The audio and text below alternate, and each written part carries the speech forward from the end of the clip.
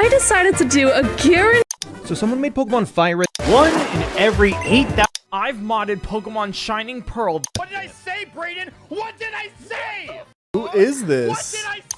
Ah yes, Pokemon. If you've been around the internet for the last few years, you would know that many people love Pokemon content on the internet. And if you've been around for a while, you would also know that these games are made for children. And because of this, they are super easy. Now, because of these E-for-everyone standards, many players have felt bored and unchallenged for years after playing their second, third, maybe even 20th playthrough of a game. So to solve this issue, they created a unique solution, the now well-known Nuzlocke. If you don't know what a Nuzlocke is, it's basically a set of self-imposed rules to make Pokemon harder. And to its credit, it's worked a lot at making many great stories. However, with each new Nuzlocke, it seems as if the same things happen, with no real difference to one another. I always thought it would be fun to do one, but I never really wanted to repeat the formula, if you will, till I had a horrible idea. To create a Nuzlocke so difficult that it tests you on all fronts. Physically, mentally, emotionally, and the other ones. The idea being the Pokemon Evolocke. But question, how does this work? That's a great question. You see, another question, how does a Nuzlocke or even Evolocke work? How does anything work? I'll explain. You see, many Nuzlockes are created from a pretty simple set of rules, each playing a vital role in making the challenge more fun and engaging. The first rule is that you can only catch one Pokemon per route. That way you have to be creative on what you do with your Pokemon that you get by chance or choice. Adding on to that, the second rule, and probably the most important one of all, is that if one of your buddies faints, it's dead for the rest of the run. And finally, to stop any way to undo your mistakes, the third rule is that you cannot reset, meaning whatever happens, happens. These rules make up the very pillar of the Nuzlocking experience. However, it can be customized further with many other added rules, like making nicknames mandatory or banning certain gameplay elements. This is also what creates the many different types of Nuzlockes you see on the internet. But if you thought there was only one set of rules for this run, think again, for there's 2 more! First, I added 2 rules from the hardcore Nuzlocke rule set. The first one being no overleveling, so battles are more engaging and more difficult. The second rule is, of course, no items, which, believe it or not, I would have done without even noticing. Truth be told, I've never been the biggest item user when I play Pokemon, so this was kinda something that I would do anyway without it being a rule. So yeah, no items in battles whatsoever. Now, for what you are really dying to know. What are the rules that are added to make an Evolocke an Evolocke? Well, you see, an Evolocke stands for Evolution Nuzlocke, meaning for this run, we will have many rules that are tying back to evolution. Speaking of which, let's talk about some of those rules. For starters, we will be limiting evolutions of all Pokemon for the run. Now, to do this, you have to choose a number of evolutions. I chose 6, as there's only 6 party members that you can have in a Pokemon team. Now, a common misconception is that I'll be able to evolve 6 evolutionary lines of Pokemon. However, this is not the case. These 6 evolutions mean I can only evolve any Pokemon 6 times. For example, if I want a Dragonite, I have to use 2 evolution points, not 1. Now, this may seem ridiculously hard, but there are a few clauses made to combat this. There are 3 new clauses for this run, and to start, let's start with our starter. The starter clause is all about the starting Pokemon. The idea is that because the starter Pokemon are given to you, instead of being caught, they don't evolve due to evolution points, but instead, power of friendship. In other words, your starter won't cost Evo during the run. The second clause is the Eevee clause. Eevee is known as the evolution Pokemon, so obviously I had to include something about it. This clause basically gives you the choice of, would you rather have an extra Evo point by discarding the Eevee, or get a free evolution into one of its many forms. However, you can only do this once per run. And since we have a duplicate clause, we're only going to be able to get one. The final clause is the Terra Raid clause, which was made because I completely forgot it existed. The Terra Raid clause is basically a way to balance Terra Raids in this overcomplicated run, because they're not technically connected to base game, and are instead like a side mode, but some would argue it is connected to base game, and that I'd be wrong about that. So this is basically a way to compromise with both sides. Basically, if a Pokemon dies, it's sent to the Shadow Realm, and cannot be freed till a recent story event is completed. This only happens once per Pokemon, and if they die again in the Terra Raid, they are completely gone. And that's everything you need to know. Rule-wise, of course. Because now the question is, what game are we Evolocking? Is it a classic like Black and White? A remake like BDSP or ORAS? No. I was gonna Evolock something a bit different. The buggiest. The most open world similar to a Bethesda game. And the newest in the series, Pokemon Violet. So, with the stage set, and the journey ahead being long and dangerous, I began my travels, while getting help from some friends along the way. Can I make it to the end of the game? Or will I face a horrible death? This is my Pokemon Violet Evolocke.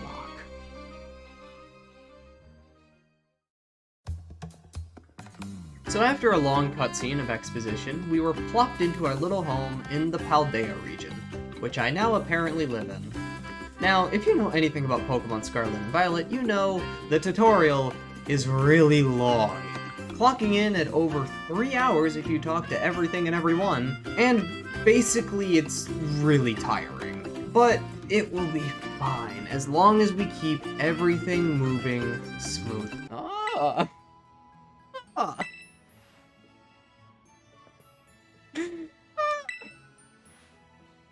It's just different tones of ah! Why am I doing this to myself? It's like Groot. They all have different meanings. I regret nothing. Anyway, suddenly a random guy bursts through the door, giving us all the papers we need to enroll in our new school, and then asks us to come outside and meet the starters. And of course, you know, introduce us to an important choice. What starter are we gonna choose? So while Clavel, the director of the school we now go to, heads off into the next house to deliver more papers, I follow him.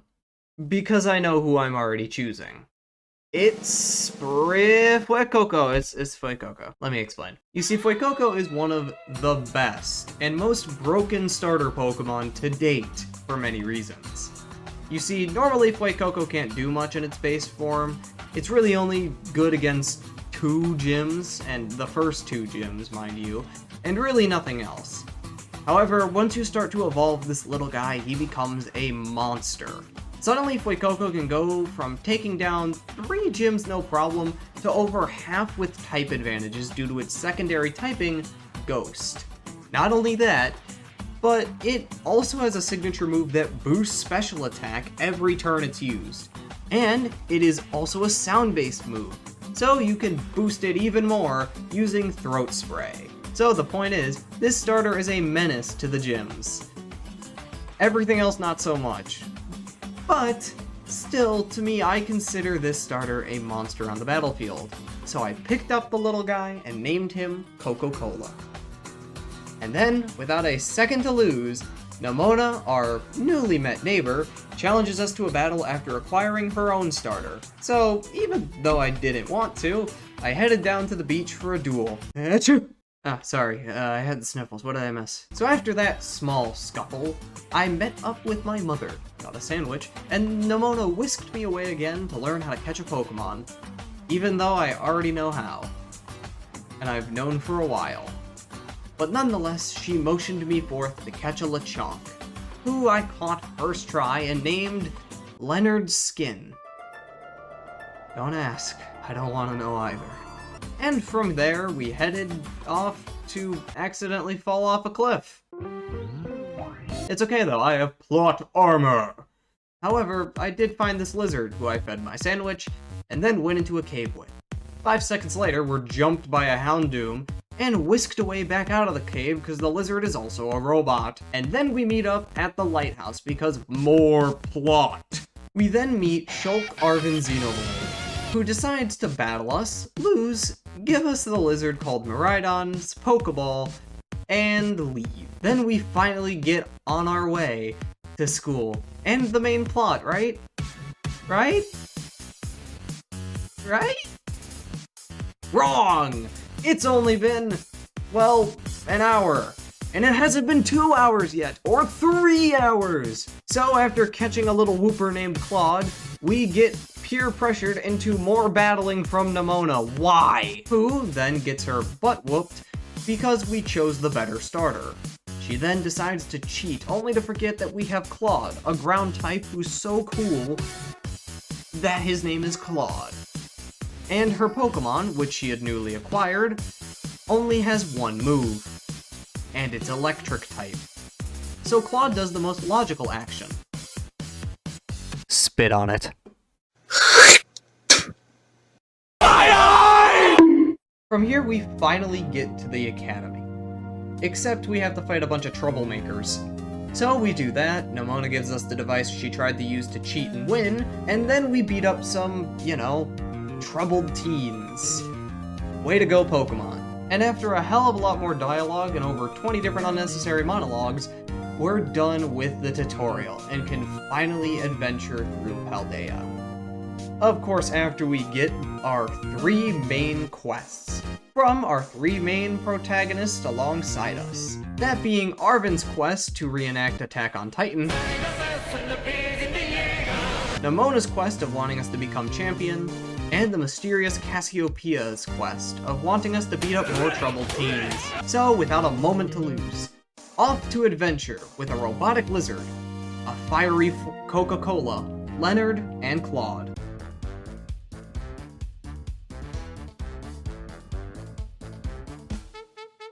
After the open world is now fully available to us, we could start getting a team together. Starting with going to the Plot Cave. Though it had like 4 encounters, I knew there was one good Pokemon that I could use, or want, Diglett. Why Diglett? Because all the other ones are overlapping typings. So I caught the Diglett and named her Little Dig. And then we went off in search of our next Pokemon, Tinkatank. The reason was simple. It's one of the best defensive typing Pokemon out there, so I walked up a mini mountain in hopes of getting one, while avoiding every Pokemon along the way. But then got jump scared. We just don't want to angle the Bronzor. What? So it turns out I attracted the attention of a Mischief on the way up. So, though I was reluctant, I decided to nab the new Mon and name him Chief. And after all of that, I kinda just chilled out. Did some training by using the Delibird shop to buy items, and even learned a few new moves for the team. Then I finally, after like an hour, decided to challenge my first gym. And easily beat its challenge by cheesing it, because you can literally throw the olive over the fence. I love abusing the physics of a kid's game. And then it was time to battle Gym Leader Katie. Now Katie specializes in bug types, and if you know the type matchup, you know that Fuecoco is very good and caring when it comes to facing off against bugs. Because he rips and tears until it's done.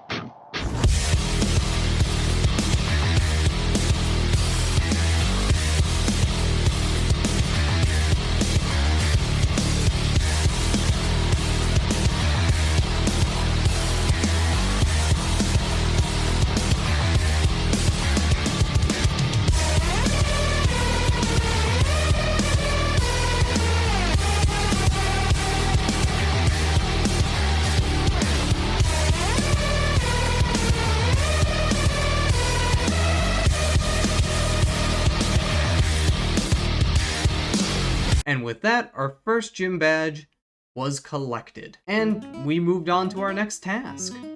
Fighting crabs. You see, Arvin wants to fight Titan Pokemon for some reason.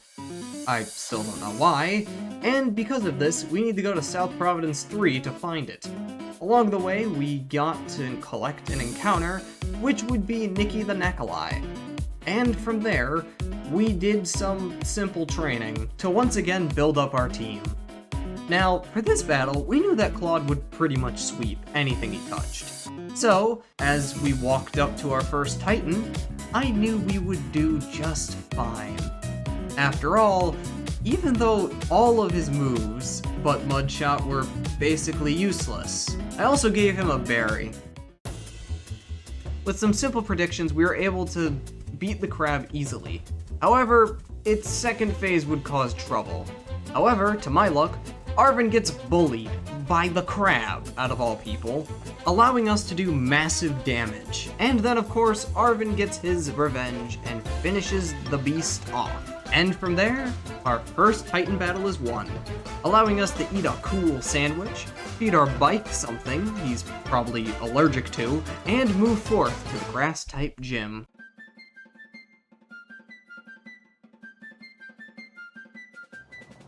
A long ride later, and I arrived at the grass-type gym, and then did the first very important thing I do every time I go to a new town. A picnic. I mean, come on, it's a great way to bond with your Pokemon, and also make sure they don't run around smelling bad or something. Then, after that, I headed off to train my Pokemon a bit before the upcoming battle. I also, while training, had my first evolution of the run with Coco, evolving into Crocolore. And, not only that, but it didn't take any Evo points. Then I ran into, well, Nimona at the gym, for some reason, and got some items from her I can't even use. And then she ran off, because I don't want to fight her, so she's gonna bully other people because of it. Anyway, after that encounter, I began my second ever gym challenge, which was hide and seek with Sunflora, which was really easy due to me looking for Sunflora that wouldn't battle me. However, we still overleveled one Pokemon, but either way, we were still set to battle our next gym leader, which was an experience as Brassius is an interesting fellow. Greetings, Challenger! Why are you on the windmill? And he jumped off the... Why is Pokemon Violet so weird? You did well to come this far. I am Brassius, an artist specializing in the grass-type Pokemon. I also am the gym leader at the Arasan Gym. I was observing your gym tests from atop the windmill, you know. Why? The perception you displayed in finding Sunflora was truly... oh, how should I describe it? Yes, it was truly avant-garde. I only pray that you might demonstrate your eye for beauty in our battle as well. Enough talk.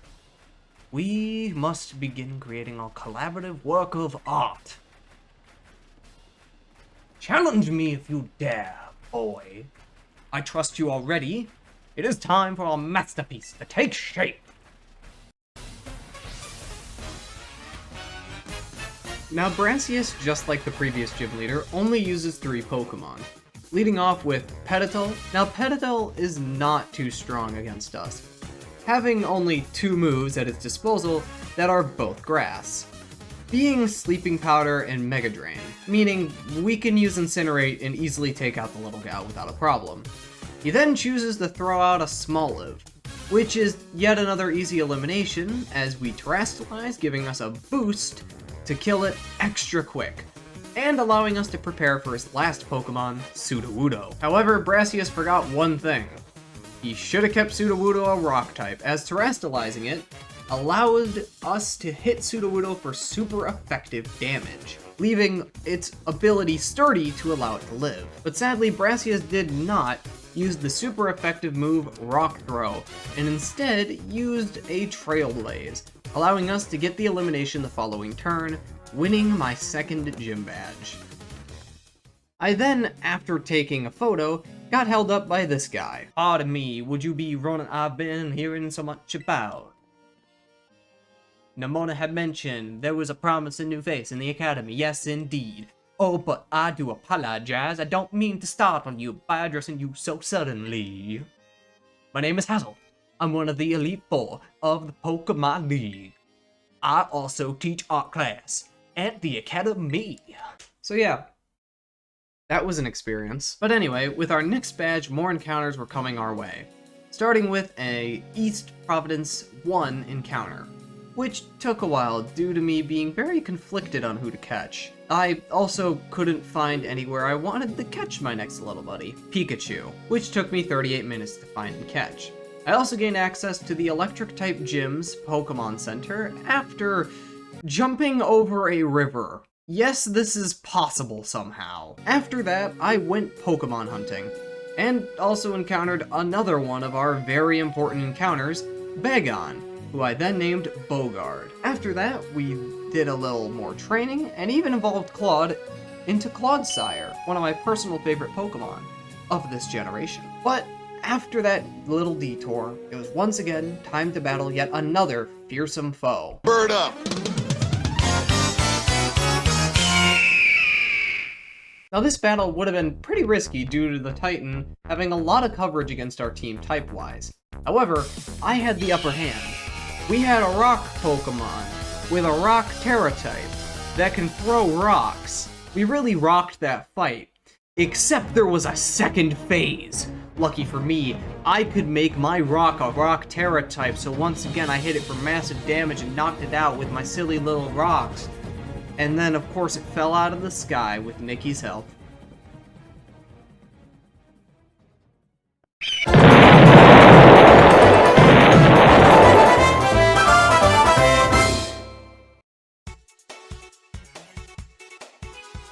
So once again, we eat sandwiches, Robot Lizard has an allergic reaction, and Arvin tells us, what does he fight for? By showing us his pal, Mabostiff, who he's trying to heal using the power of random leaves that he finds in caves. After that very dangerous battle, we headed to our next quest, and probably the most dangerous of them all. You see, so far we've made progress in two different places, the Titan and Champion Road storylines. However, we haven't made a dent in the third and final storyline, Starfall Street. And we would soon learn how frustrating it is. But I wouldn't know this yet, till I challenged Gaikumo, leader of the Dark Crew, which they gave a better name when describing the bases, but what do I know about naming things, right? I mean, I name tons of things all the time, but like, what do I know? What do I know, guys? Why do I think the Dark-type crew's a bad name, guys? Like, come on. Come on. Maybe it's just, you know, hidden in the text that they read out to you. Also, before we began our raid on this base, we also met a familiar fellow. Oh, never mind. I apparently have no memory of meeting this person according to them. Strange. Anyway, so began our first battle. These first few battles on the outside of the base are usually the easiest due to the AI using a very small amount of Pokemon. Even towards the end of the game, this is true. Like, literally, the max Pokemon they use is 3. Meaning, as we swept with ease, we entered Phase 2, which is a minigame that is supposed to take 10 minutes, but definitely doesn't. Then, it was boss battle time. You've done a real number on us, Party Crasher. Ronan, was it? I'm Gaikumo. At the deck, I go by DJ Vice. Call me whichever. It's a vibe either way, man. Nice to meet you and all, but how's about we skip the outro? We skip straight to your intro. Don't worry, I'll play you a sick requiem as we crash and burn. Let's get this party started! Gaikumo starts out with his Pawniard, which uses Wing Attack. We clap back with an Incinerate by sending out Coco and killing it instantly. However, things take a turn with the car. I'm able to do 2 more Incinerates before swapping out the Claude, who uses Rock Tomb. I was able to pull off 2 of them before something pretty odd happened. You see, I had bumped down the Starmobile's speed twice, and thinking I could go first, I decided to have Claude rest for his next attack. However, I was not fast enough, killing our first friend, instantly. I almost started to cry. I mean, he was there since the beginning, and we lost him so quickly, and it's like, oh. Wait. Yeah, Claude lives in my house, never mind. Anyway, after that, I decided to swap to Nikki, and then they killed him within seconds. Because I don't know how sturdy works at all. It's supposed to only work on one-hit kills, and I thought it meant it wouldn't die when hitting 1 health. I was wrong. Anyway, from there, I used Ash to do some extra damage and swapped into Chief to finish the job. Even though we had a glorious victory, we still lost a lot. And not to mention that it would only get worse from here. Anyway, after these unfortunate losses, I then decided to grab my next encounter, Mimikyu. Now a lot of people might ask, why Mimikyu? There are so many other Pokemon in this area. Well, you see, Mimikyu has the ability to disguise, which once per battle allows it to take a huge amount of damage for basically no cost, making it a great way to tank huge damage or get quick kills without risk. So I nabbed one at its only spawnable location and called her Q. I was about to say it's June, but it's not June. It's June. It's not June. It's definitely June.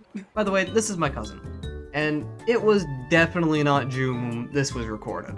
So after catching up, we quickly moved to talking stats Pokemon-wise, trying to find out the best way to help each one get stronger, along with talking about some other features. But then, as we were chatting, someone decided to totally not stalk us and crash the party. Where is she?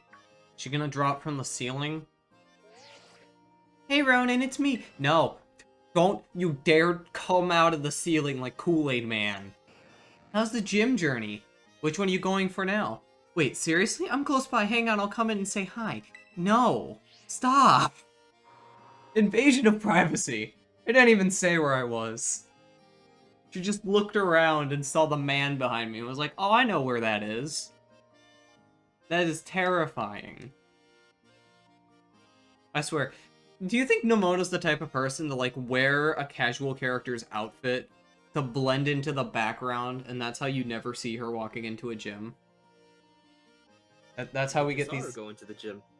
No, but, like, she's sitting outside the gym waiting for you to go in, and then she follows after you and takes off her disguise like a...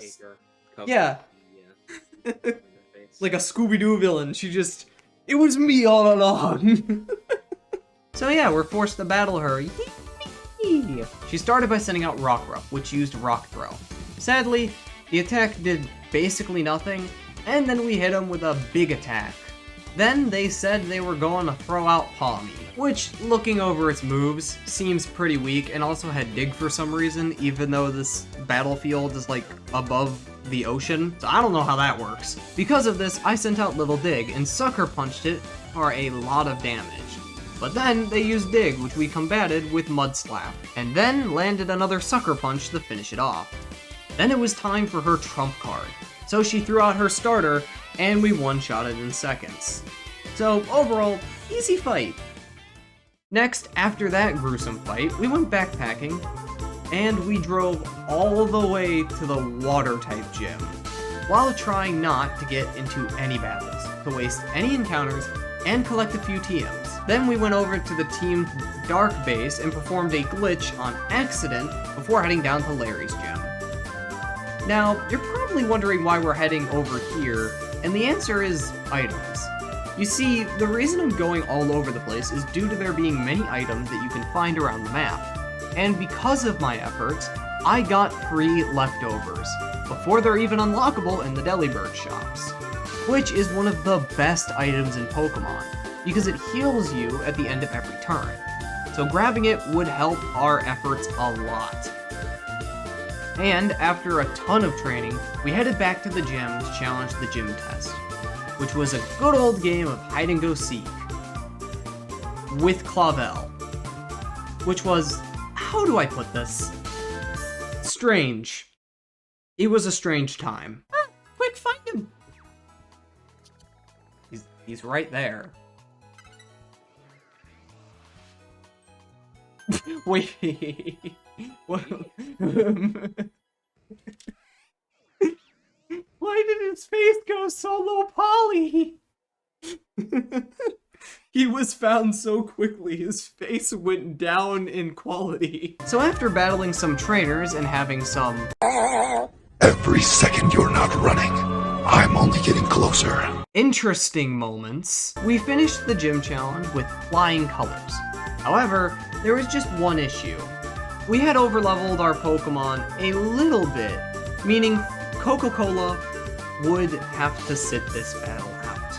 But we were confident in our strength, in not only our critical thinking, but also just battle strategies in general. So we stepped forth to challenge Iono. Now, Iono is the electric-type gym leader of the region, and to be honest, this was gonna be a rough battle, due to us not having Claude around. You see, the original plan was to use Claude's ability, known as Water Absorb, because not only could he take out a lot of Pokemon with his Rock and Ground-type moves, but he also had an advantage against Iono's Belly Bolt. You see, Iono's Belly Bolt has two moves. She has a Water-type move, and a Electric-type move. And since Claude's a Ground-type, he's immune to the Electric-type, and the Water-type move, because of his ability, would heal him.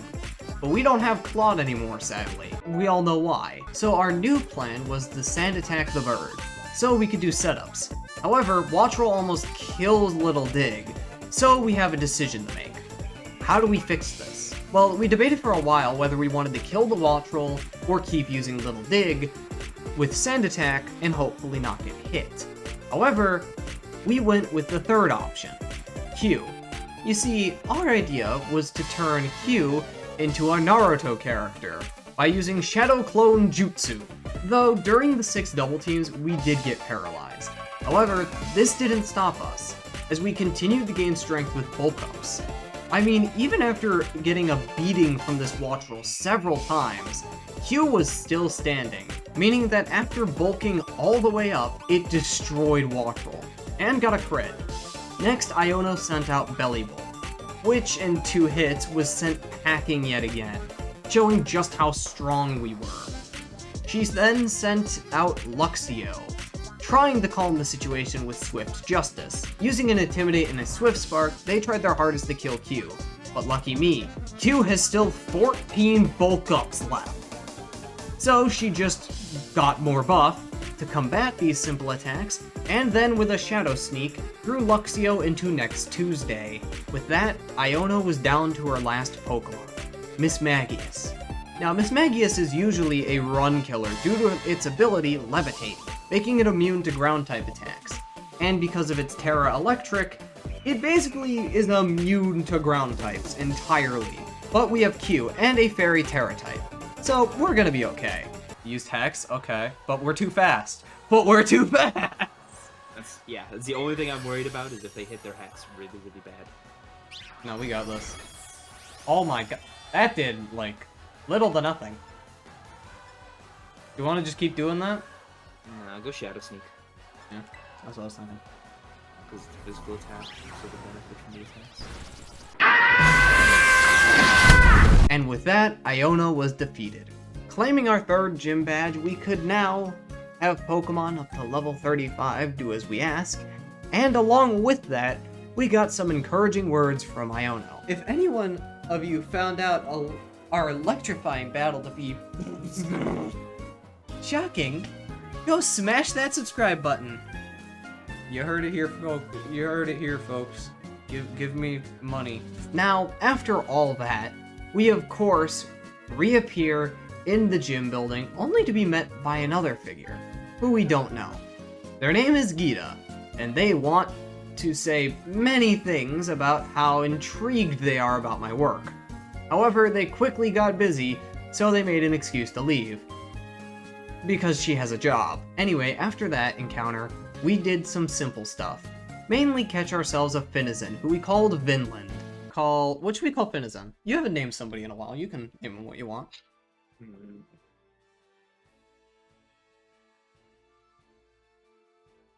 I want to say like Finland. The country? Yeah, the country. Okay. Okay, you know what? Just to make this more fun. Call him Vinland with a V. Vinland. Okay, I'm gonna... Oh yeah, because Vinland Saga. Right? Mm-hmm. Okay. I hope that's spelled right. Nope. What does it say? Noticing a pattern. That's Vinland? That's Vinland, not Vinland. No, that's a D! Vinland? Yeah, Vinland. Vinland. Vinland. Yeah, Vinland. Vinland. Was it supposed to be a T? What? A T? Where are you getting the T? I thought you said it was supposed to be a T. What? What? That's not grammaring. That's not spelling. A T? A T? Yeah. Where does it go? Where does the T go? Is the T silent? Like, what? But after all those shenanigans, and some training, it was finally time to fight our next Team Star boss, Mila, the Fire-type trainer. Now heading over there was no problem. After all, with one dive, a Houndoom just died in 2 seconds. And let's not forget, our battle with Team Star's base was just as easy, as always. However, Mila was a more difficult story. She first sends out her Torkoal, which uses its ability to dry out the whole area. However, I attack back with a Rain Dance. Even the Fire Wheel can't stop me, because after 2 dives, the Pokemon's dead. But this is where things get really, really bad. You see, in just 1 turn, I learned something pretty horrible about these fights. 1. These cars all have the typings of their respected trainers, meaning that the website we're using to Nuzlocke lied. And they're not Steel Poison, but instead a pure Fire type. Second was the fact that you could not change any of the stats on these cars, meaning that if they gain a speed boost, it's permanent. This puts us in a sticky situation, as I really had no clue what to do. So, thinking on our feet, we swapped into Q, who used a Shadow Sneak that was able to do some damage, while also using up our disguise to stop us from dying. We then swapped into Little Dig, and sadly lost him, so we could get another free swap into Vinland. Lucky for us, we have a Water Turret for Vinland, so using it we were able to do a lot of damage quickly. So, using a dive, we were able to, well, do a lot of damage, but not enough to kill. So we swapped into Chief. We were able to take some hits from the car, yet we got burned. So, knowing the car's faster, we went for a payback, and somehow survived an overheat on 8 health. Yet, it still wasn't enough damage, and the next hit would surely kill. So we swapped into Coco, as it wouldn't take much damage, and could use some bites to get its health down. Using several of these and braving the heat of several attempts to trample him, Coco was able to bring down the machine's health a lot. But it still wasn't enough. So we sent in Bogard to knock off some more damage. Even while being screamed at, its Dragon's Breath was still able to do an incredible amount of damage. But that damn car still was functioning just fine. So we had to risk it all and throw in Vinland. With a blazing torque to the face, the little dolphin would have to make a miracle. And it did. By avoiding a screech, it dodged the debuff to its stats, and then performed a dive. With a blazing torque going nowhere, we hit him with an attack hard enough to put him out of commission, claiming our next star badge. So, after Mila insulted Little Dig, she does not acknowledge that Little Doug died. Little Dig, our boy, died for this. Little Dig died for your sins. Little Dig died for this fight to be winnable. and you say Finzen was the real hero? How dare you? I am horribly angry at that dialogue decision of yours. It was time to move on to our next battle. Well, after a break. You see, I was pretty tired after that last bout, and so was the team. And with my cousin out fighting eldritch horrors in Destiny, I took it upon myself to figure out the perfect way to relax. School! Believe it or not, school is actually really useful, kids, and this is especially true in Pokemon. As with each class completed, you get some XP candies. So I decided to follow up on my studies and grab a few, as I thought it wouldn't just be nice, but genuinely useful later down the line. So back on the road again, as we're on the hunt for our next Titan Pokemon, which so happens to be in this small desert. So I did what I normally do, which is walk all the way to the Titan. Now this fight was going to be very easy, and for good reason. Due to the fact that I had maxed out Coco's special attack IV at this point, it was super easy to kill it in one hit. However, with most Titans, it escapes right before I could burn it to a crisp. So I chase it for a bit. Arven shows up with a Toedscruel to help smack it once, and then I use a Terrifier to destroy it in seconds, giving me another well-earned lunch with me, Arven, Mecha Lizard, and Mabostiff. Oh yeah, and the badge too. After that eventful battle, I basically wandered this place looking for any Pokemon that would be cool enough to join my team, which was really tiring, until I found exactly what I wanted. A Phalanx. Sitting on a little island, it also had the Terra type of Steel, so it would be a perfect fit to the party. So I started to sneak around trying to catch it, without having any issues. Damn it! Yeah, somehow, while I was trying to catch this silly little mini army, I got attacked by a roly-coly.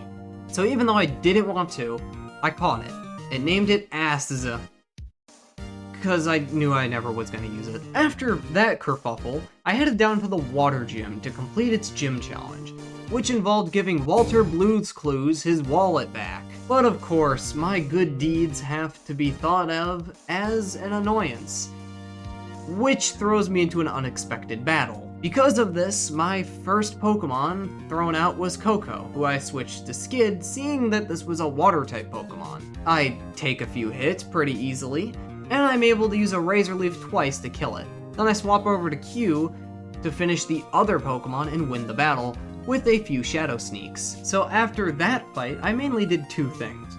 Finish up the gym challenge by betting on Coral, and trained up Pokemon for Kofu. Now Kofu was going to be one of my hardest fights due to not being able to use Coca-Cola, and having to resort to Pokemon I had no really good idea of how to build. So ultimately, after training up my Pokemon, I had a, well, not so great team going for me.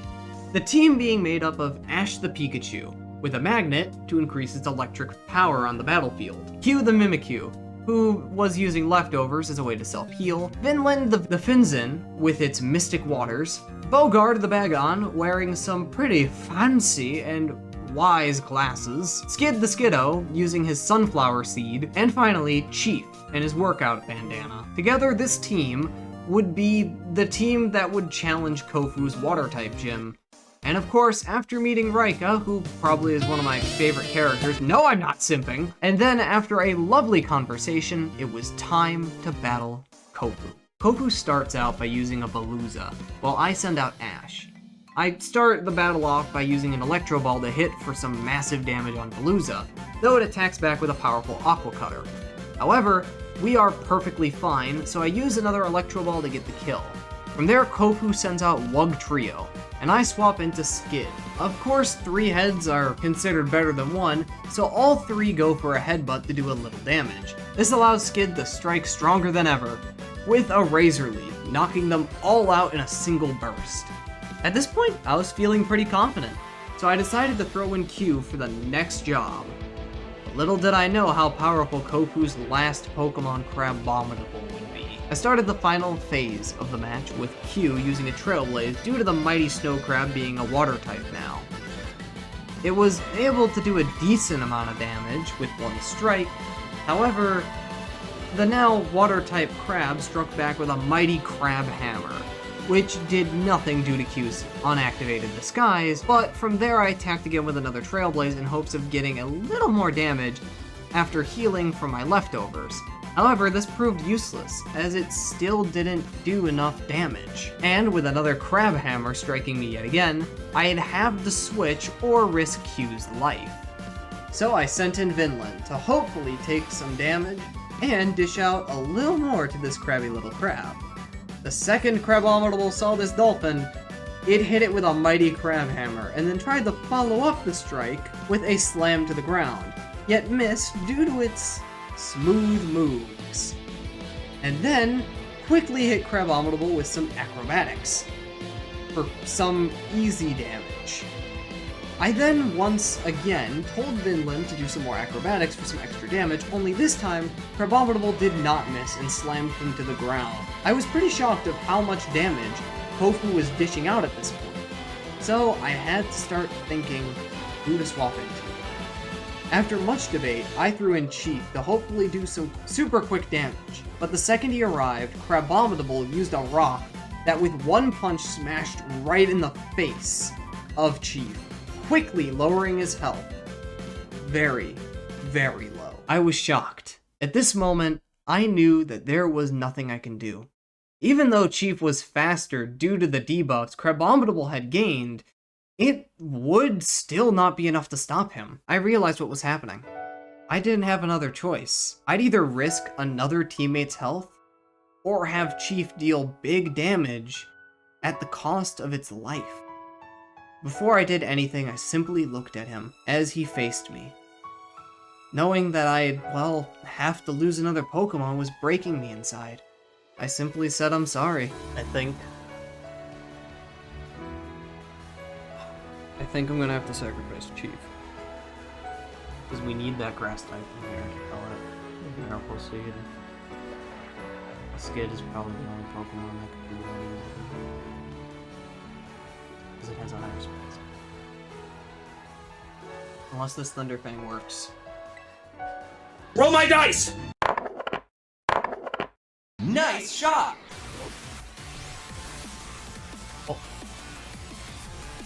Oh my god! Oh my! No Terra Pokemon win! Holy sh! Bloody hell, mate! Oh my god! And with that, I earned my 4th badge. I had never felt so much joy from seeing one of my Pokemon pull off such a powerful save. But all I could do was smile, for Chief had truly brought home the gold for his team for this one. After that difficult fight, I did the usual. Grinded for a new TM, bumped into Demona, who was definitely not watching the whole battle from an unknown place the whole time, and then healed my Pokemon, and headed to the next area. As my next encounter was at Larry's gym. My goal was to try and catch an Eevee, so I could not only use the Eevee claws for its free evolution, but also as a useful extra Pokemon that can be whatever type I needed it at any time. So I basically ran around looking for one, and, well, I walked around for around a half hour, till one finally spawned. I was super excited, so I made sure to get my throwing arm ready, so I could catch it off guard and get a free catch. So I snuck up behind it and threw out Q due to its normal attacks doing no damage. But then... No, God! No, God, please, no! So yeah, it was a Ditto all along. Which sucks, but hey, we still caught him with an Ultra Ball. And I mean, Ditto's pretty cool. I mean, he's got that silly little face that makes you believe you can do anything. So I named them Diddy. Anyway, after that, I went over to the place where I encountered my first ever auction and looked for some more Pokemon as new team members. And there I spotted a lone male Corellia. and caught it with ease. And I then named them Ken. He was also the naive nature, making his special attack very good. I then, after catching these two Pokemon, quickly did the thing everyone does when they make new friends. Train for their stats to get better while forming close bonds, because I have no life. So after a crap ton of battling, move learning, evolution, and more, well, battling, it was finally time to take on our next battle.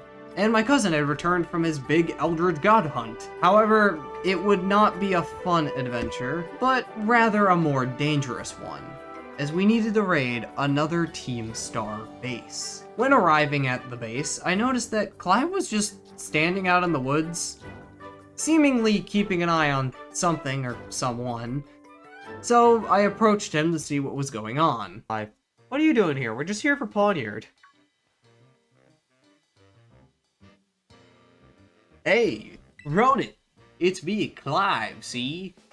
As I've told you, my name's Clive. Please don't forget it. I like butterflies and bullets. Now, let's pick up our conversation from where we left off, see? As mentioned, I joined Operation Starfall to resolve a sticky situation and find out the reasons behind Team Star's old behavior, see? Above all, I want to know all the students in Team Star and why they dropped out and stopped coming to school, see? And like Cassiopeia, I want to disband the team for good, see? Since I'm joining the operation with you, I've already had some success in opening up the dialogue with Team Star, see? I think that I'm starting to understand things more clearly. But I don't have enough information just yet, see?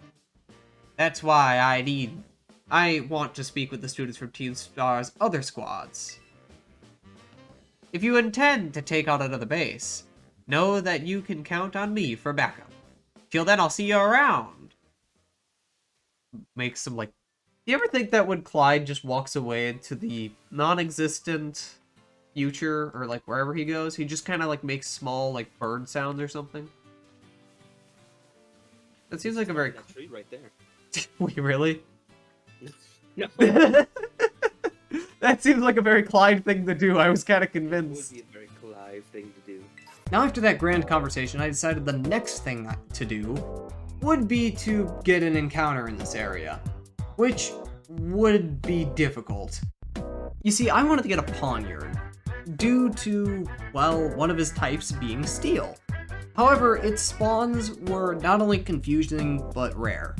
Meaning, we ran around for several minutes, looking for it before having a great idea. Making the world's greatest sandwich. Okay. Yes. Oh. Yep, that's how physics work. That is totally how physics work. Okay, let's get creative. We need 2 egg, 4 potato salad, and then 1 butter. Next.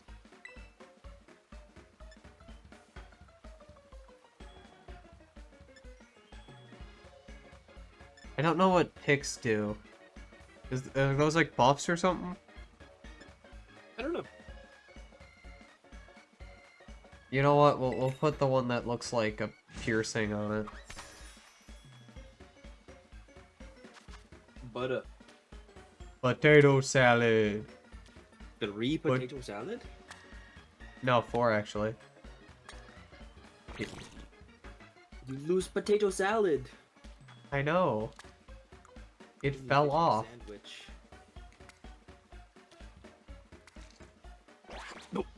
No! This is a one! No! No! Suboptimal sandwich. No! Suboptimal sandwich. No!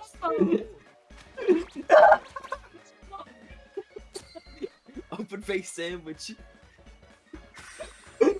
I'm hungry for the sandwich, guys. Potato salads, 1 egg, and bread. And the silver spike. What a monstrosity. I really want this to show up in the cutscene how I made it. Please.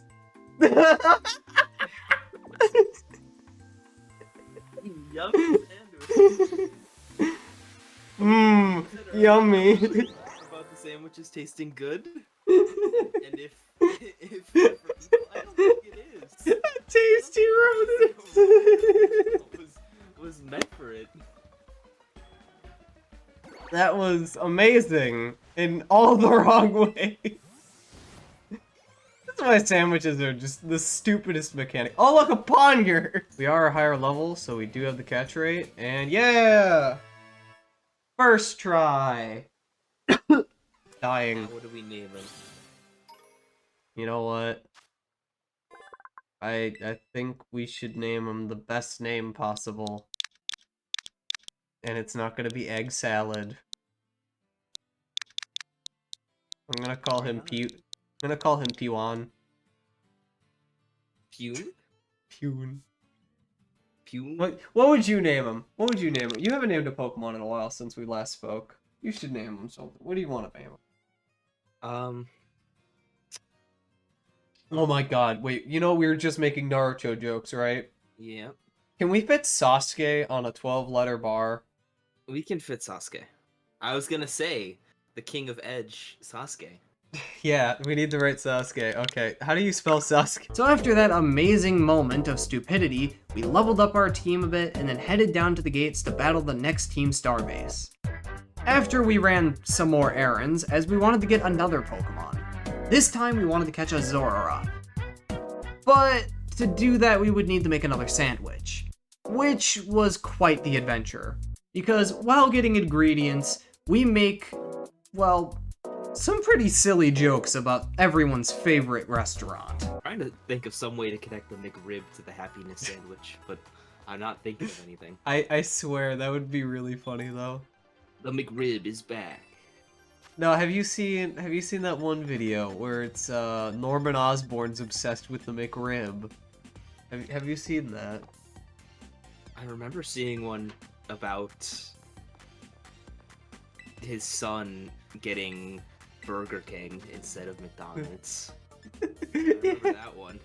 This is a McDonald's household. It's McRib season. Dad, I'm 21 years old. If I want fucking Burger King, I'll get fucking Burger King. No, we're a McRib family, Harry. It's McRib season, Harry. They only come out once or twice a year, Harry. What are you gonna say when it's Shamrock Shake season? Too good for you now?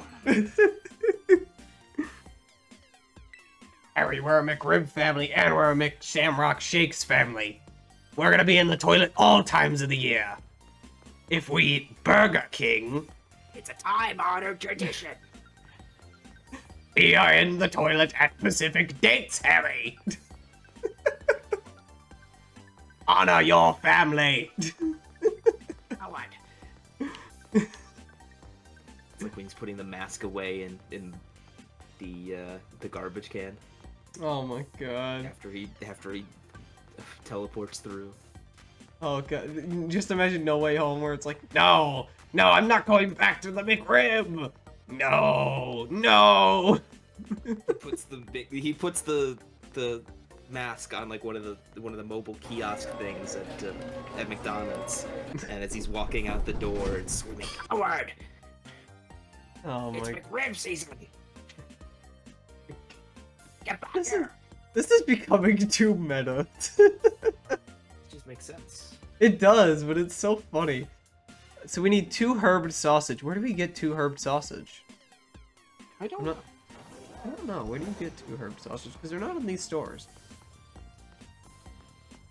God, I think it would be so funny if, like, I swear, if Marvel actually made, like, instead of making, you know, movies that nobody cares about, let's just make movies about the McRib, guys. let's just do that. That should have been our thing from the beginning. Yeah, I don't see, the herbed sausage. I don't see it. Sausage. Do you have to? What is it? What is it for? The sandwich. I need herbed sausage, I need 4 potato salad, and 1 jam for What the dark sandwich? type. Oh, for the dark type sandwich. Yeah. We want to increase the rates, because right now we have steel increased rates. We could get the jam.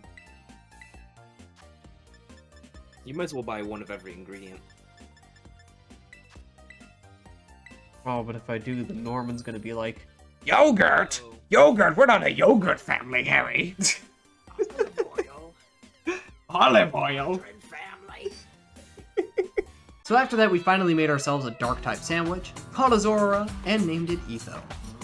And then, we did some training, and evolved our second ever Pokemon, Bogard, into Shelgon, making him so much cooler than he was before, for he is now round. Then we prepared for probably one of the toughest fights yet. But first, we had to get through the door. Isn't that Chug Judd? You're not purple. You're not purple. Die! Die, non-chug jug! This is Do a it- chug household. Private, you better be ready to fight this chug jug. It's a strudel. And now it dies. Oh, poison jab. Oh no! Why'd you say want to see a magic trick? I was expecting you to one-shot and not the other way around. Oh my god. Want to see a magic trick? I killed your dog! Want to see a magic trick? Such bad timing. Oh my god.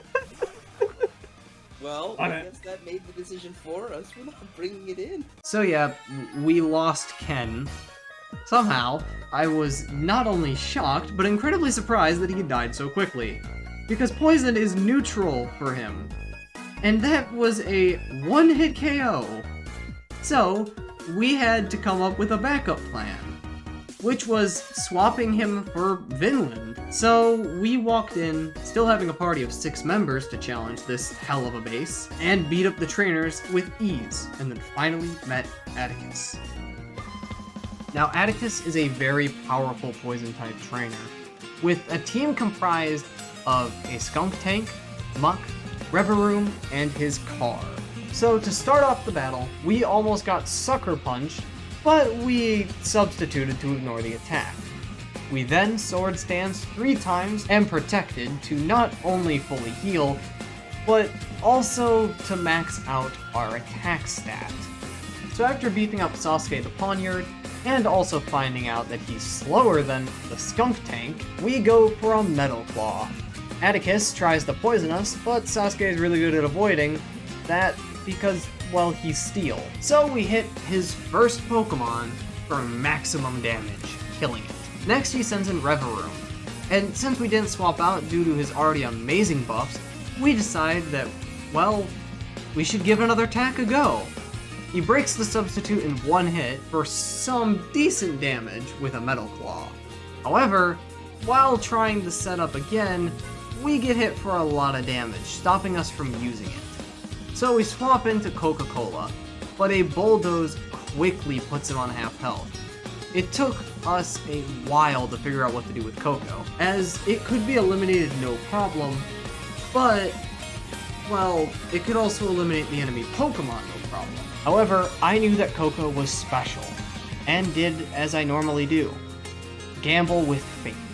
As the Reveroom went for a Bulldoze, we were pretty much hit hard, well, hard enough as it could hit us, but we were put on 6 health, and then burned the enemy to a crisp, knocking Reveroom out. Atticus, now down to his last Mon, throws out Muck. So we switched back to Sasuke to resist the Sludge Boy, and because of Sasuke's resistances, he could only use Mud Slap to deal damage. So we took this as an opportunity to protect and get some healing from our leftovers.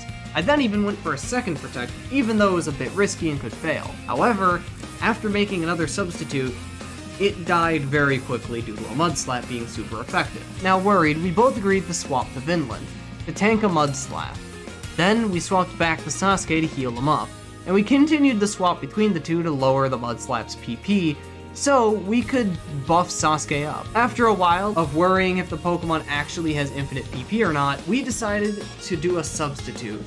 And to our luck, Muck had run out of Mud Slaps, allowing us to sword stance all the way to full attack, and then Metal Claw Muck twice to finish him off. And then it was time for the car. The car starts off with a blazing entrance, attacking us within seconds, not only upping their speed, but also removing our substitute. But we hit back with a strong Metal Claw, but toxic debris are scattered all over the ground. So we swapped to Vinland to try and tank a fiery hit, but it didn't work, because we were not only hit super hard, but we were also badly poisoned. So we swapped to Q to tank the hit, but they got poisoned as well in the process. But thanks to some good old leftovers, that healed her back on up. However, within seconds of Q being in the battle, she was almost killed due to the car having an incredible amount of damage, and Shadow Sneak doing so little. Because of this, we once again switched to Sasuke for more healing, before throwing in Bogard. Due to Bogard's Assault Vest, we were able to take some more damage like a champ, and attack back with a Dragon Terra. After 2 Dragon Claws, though, and a cured and regained poison, we, well, had to swap back to Sasuke yet again to block up the poison attack. However, we were still in a sticky situation, so we threw in Ippo to not only pull off a great illusion, but also to hope to do some damage, which didn't go well, as after being hit by the car, Etho was able to get the knockoff, but not another chance at life. After this horrifying defeat, we didn't know what we should do. Our only shot at victory, and not being badly poisoned, all stood with Sasuke. And after a single Metal Claw, we were so close to victory.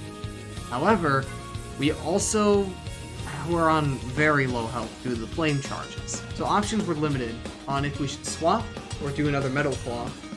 However, I knew Sasuke could pull through. It's gonna use that again. It's not gonna kill. It's not gonna kill. Oh my god. I told you it's not gonna kill. I am the expert. One hell. What? No! That's tragic. That is tragic. And now we have 5 health. So what do we do? Now we have to consider The option of killing him. the option. See, Sasuke would die for no reason here. Is Yeah. the problem. What do we do? Because we... I mean, if we can get Q in, he's got the priority attack. But the problem is we'd have to lose something for that. I'm willing to Or- lose Vinland. Or Vinland has priority Aqua Jet as well. Okay, Well, okay. The only person we can lose is Coco. Hold on. Guaranteed, he's gonna use Flame Charge. If you go into Vinland, it only did like 1 or 2 damage, didn't it? Yeah, but then the poison might kill him. The poison might kill him, but I'd rather risk It's a shot. with that, because it's our only chance of saving Q. Otherwise, 'cause Q would be the other option. It's a shot. It's really like one of the 2 options we have. I hate doing these fights. And worst case scenario, Vinland dies, we switch in Q, Q gets a Shadow Sneak kill. Oh, you spin! Oh my god, he scammed us! We lost Vinland. Oh my god. We can finish him off with Coco. Damn, he should have used Flame Charge! Can't we finish him off? No, I'm checking. Don't It's use 46, yeah, we don't want to use him. Use Q. Or actually, no, that might not kill. Oh my god. I wish we could use items. Oh no, I don't know what to do now. You could kill. Poison. Ready? Yep. It might kill. It might kill. If it crits, he's got. Oh, I did it! Oh my god! Oh my god! I'm gonna cry! Oh my god, we won! Oh my god! I can't believe we lost 2 though. Oh my Sasuke was literally on the brink of death like 7 god. Oh my times. god. The hero of the Hidden Leaf Village. Forget Naruto, this is Sasuke's epic story. And with that, we once again triumphed over a great challenge. However, the loss still didn't feel right, as the losses we gained were very great and painful. After this, I did the usual. which was grinding more levels to prepare to fight Larry, the next gym leader in my path. Along the way, of course, we got some more items in the form of TMs, some new moves, and finally evolved the powerful beast of a starter with no Evo whatsoever. This is very important, as up until this point in the run, I wasn't able to use something I had planned for a while, but now it was finally available. You see, I had maxed out the IVs of Coca-Cola's special attack, and I had been very lucky, as its nature also improved said special attack. And with its new Evo, it only growed stronger. You see, normally Skeledirge has a 110 in base special attack. However, Coco's during this moment was 127, and with that value maxed, I was also making it faster by working on its speed IV, making it one of the most dangerous Pokemon on my team. Anyway, it was time to face Larry. This time with a team composed of Coco, Q, Bogard, Chief, Sasuke, and Skid, who were 3 levels lower than the rest of the party. And not even 2 seconds in the door, Nemona wants to battle us. But she's concerned that she's not going to give a fair fight, so she runs off to quote-unquote organize her team. Meanwhile, I take on the most confusing puzzle in the whole game. So after a half an hour of that, I was finally able to fight Larry.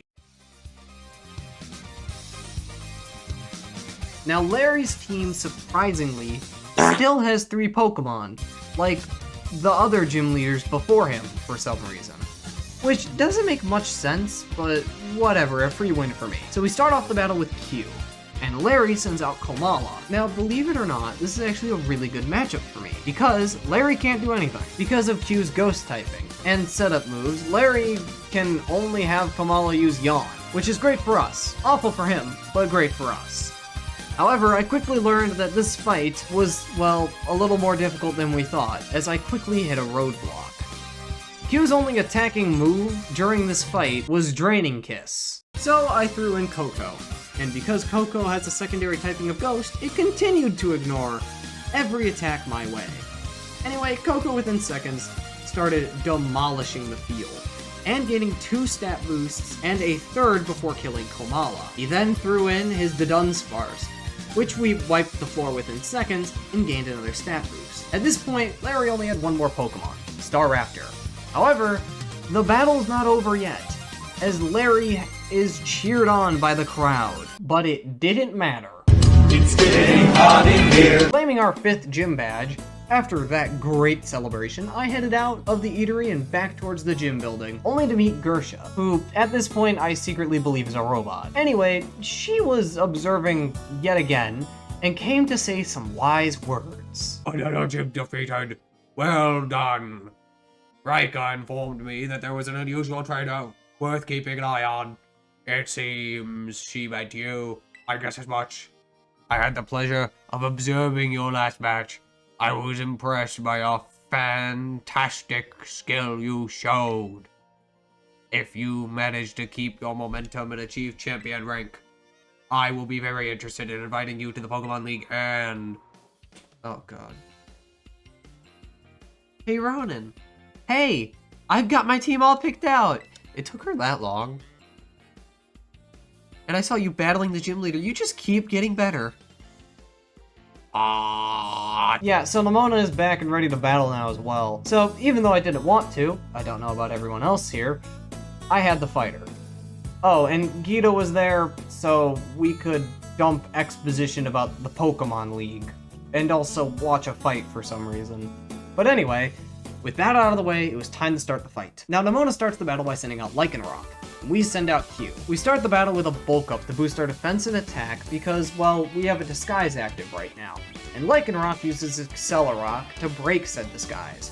I then go for a Shadow Sneak while Nemona repeats her previous move, followed by me using another bulk up and her using Bite. I then use a Shadow Sneak to finish them off, and then she sends out Palmo, which I didn't expect. So I bulk up to make my defense and attack even stronger while they use a Thunder Wave. Then followed it up with a Shadow Sneak that almost does a one-hit KO. They strike back with a Spark. So I double team to evade a few attacks. I get hit by a few more electric attacks while bulking up, and then I do one more double team until we were at max stats. Finishing off Pomo with a Shadow Sneak, and then she sends out Gumi, which gets a touch of death because I bucked up Q so much again. Because of all her Pokemon now being knocked out, she sends out her last Pokemon and her ace Pokemon, Meowscarada, which dies in seconds because I resist grass types, and then with a Terra Fire also resist a dark type, and I also have Torch Song, ending the battle with a win. After that explosive battle, it was time to move on to our next stop, the Ghost type gym. So we started climbing mountains, and, well, we eventually got there. Along the way, we went to 2 Pokemon centers, so we could get a fast travel to other areas, as well as catch a new friend. Now there's a lot of great encounters in these 2 areas of the Glissado Mountain. However, the one we chose was a unique one for sure. It was Bronzong, who, after catching, we turned into a setup god that we called Gongzu. So after catching our new Pokemon, we started training. He does not have a lot of speed No, EVs. he's not going to outspeed much of anything. I would say put something for special defense on it if you can. Oh yeah, I have stuff. That way you balance out his defense and special defense, so that he's strong with both of them. Hey look, I found some special attack. We can give them that too. That is not what I meant to do. Yeah, instructions unclear. He's just like, what am I supposed to do with this? Okay, well, there was an attempt to train. I mean, we didn't need to gain new EVs and IVs, we just needed some levels for the next gym, the Ghost type gym. Now, as we walked in, we quickly got a rundown of what the gym is and where to go to start the challenge. No Nemona counter this gym, as she probably couldn't get up the mountain. So after stepping outside, me, the team, and also Thermal, went to meet a MC Sludge, also known as Moist Critical. It's me, Moist Critical. What's up, Mountain? Today's open act will be a back-to-back double battle by our challenger here. Random guy with a beanie that can't change colors for some reason. And the first of their 3 opponents will be a young performer who's looking to make a breeze. It's a literal child. Yep, our first fight was with a 5-year-old for some reason. So we did the most normal thing possible. Kick his ass. The next match was even easier, with our opponent using a Haunter and a Mischievous, which was an interesting match. Yeah, Coco somehow almost died in the second fight, but we were lucky enough to have him live on 2 health. Lucky for us, another Shadow Sneak wiped out the Mischievous in a matter of seconds, ending the second battle. However, the next battle was going to be our most difficult one yet. What a surprise from our new challenger. But now it's my turn, Moist Critical, to fight a child. I am the scariest opponent because of my commentary abilities. Okay, we got down Sableye, so no matter what, we will win. Oh, what? Self-destruct? Well... Doesn't affect the either. opposing... It doesn't Oh, hit wait. anybody. Oh, wait, what? What? It's a type attack, so he just killed himself. I did that for dramatic effect. So now, with that out of the way, and Rhyme entering the main stage, it was time for our final battle to begin. Now, Rhyme was probably going to be the most interesting opponent yet, as she was one of the first gym leaders who had 4 Pokemon instead of 3 on her team, and her first half of her team was Mimikyu and Banette, while I sent out Coco and Gongzu. Now, little did I know, but Gongzu still has his IV trainer on, but he's slow as hell, so it's fine. It didn't really change his speed at all, to be honest. To start this fight, I have Coco use Shadow Ball, and I place a Reflect with Gong. While Gong takes a Shadow Sneak, we are able to take out Banette. And then Gong takes another Shadow Sneak while we're setting up a light screen. Since her first Pokemon's out of the game, she then sends in Houndstone to do some dirty work. Meanwhile, I go for a Torch Song on the Houndstone, killing it and swapping the Q to stop Gong's death. Because we knocked out Houndstone, it's time for Rhyme to send in her ace in the hole, Toxtricity, which we hit with a 1-hit KO, cause I made Coco listen to some Doom music at the beginning of this run, and now they're just slaughtering everything. We then knock out Mimikyu's Disguise, and next turn take it out, allowing us to earn our 6th gym badge. So after that eventful battle, it was time for probably the most boring segment ever. Terra Raids! Can I get an exciting hooray? No one? No one? Well, yeah, it suits your boredom. You see, I really wanted Terra Shards and XP candies, which took a while due to having such little access to high raids, which is what 99% of the people are doing right now. Meanwhile, I'm over here with the 1 to 3 star raids. So I did a few of those to pass the time. However, unknown to me, I would meet a quite terrible encounter in one of these raids, which was our good old pal Chief getting sent to the Shadow Realm. But honestly, I wasn't too worried about it when it came to our next challenge. So I just put him in the PC till the next battle was over. Now, after that unfortunate event, I tried the hunt in Altaria, and failed to find one because, well, their spawn rates suck. So after that unfortunate event, I decided to gather up the rest of the encounters I needed, starting by getting ourselves a fighting type. Traveling back up the mountains that I tried to catch in Altaria in, I found a Hariyama, who we named Sanji, who was also to be, dare I say, one of the most useful team members down the line. Also, it is canon that he does not fight with his hands, but instead his feet. However, I did change his nature, so he would be a bit more stronger before we continued forth. I also grabbed Coco a balloon, with the goal of outflying our next Pokemon, that being the Titan of the Desert, Iron Treads. So after using some XP candies, we then had one last thing to do before our travels began. We decided to bring along Lechonk. Okay, so what Pokemon do we want to throw in here? I'm thinking, what if we throw in Leonard's skin? You could, yeah. Should we get him some proteins? No, die. We're investing in Leonard Skinnerd. I don't think his whole purpose is to die. He's gonna. How fast is the beast? How fast is what we're fighting? He's 106. In speed? Yes. Oh, most definitely we're getting him protein. I think he'll be okay. I think. What's the base power of these moves? Like, I know they're like in the 50s and 60s, right? He is going to die. He's not gonna die. He's gonna live a fine death. He's going to die. He is going to serve his purpose, or he is going to die. You are wanting death on the pig that you named. Oh my. Iron Treads' strongest attack does 120. You set him up to die! So yeah, we brought Lechonk to the fight, and I was very determined to keep him alive, even though Thermal had a death wish for him for some reason. And after that long adventure of trying to save the pig, we headed to the desert in search of the next Titan. However, we found something way more interesting. What the? Oh, that's Donphan. I was about to say, what is that? Because it was just, look at that! Look at that! There's an issue with this game. Iron Treads can't see him, for he does not exist. He never dies!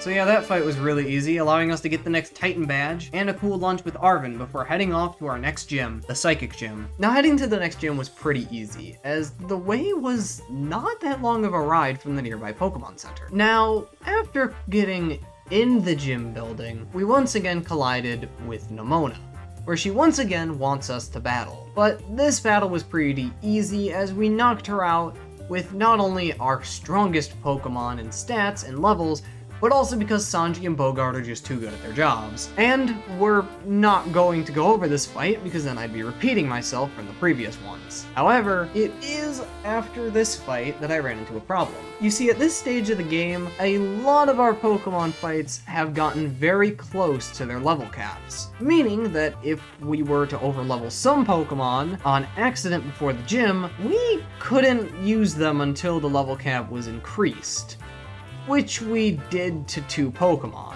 So because of that, it meant the gym challenge would require us to use some Pokemon who haven't seen the light of day in a while, which is fine, as the gym challenge wasn't going to be too difficult, as it was just bad DDR, made by a person who doesn't understand what a rhythm game is. But every few boogies, we would have to fight a trainer, like this child, who we easily beat up. However, it was the second battle against the old man that would be a little more difficult. We started off by eliminating his Grumpig. However, he was getting really low, so we swapped him out for Skid, who was up against Medicham, who got a very high kick. So we swapped to Ash, who was so small, Medicham missed, who then got a revenge kick the next turn on Ash. So we sent in Az. They died. So we sent out Sanji to deal with them, who landed a few hits and killed them. Then we sent out Chief to eliminate Ndidi. So we terastallized to make sure that we would eliminate it, and he did, earning us the ability to fight Tulip. After we catch a new buddy to help us on the What?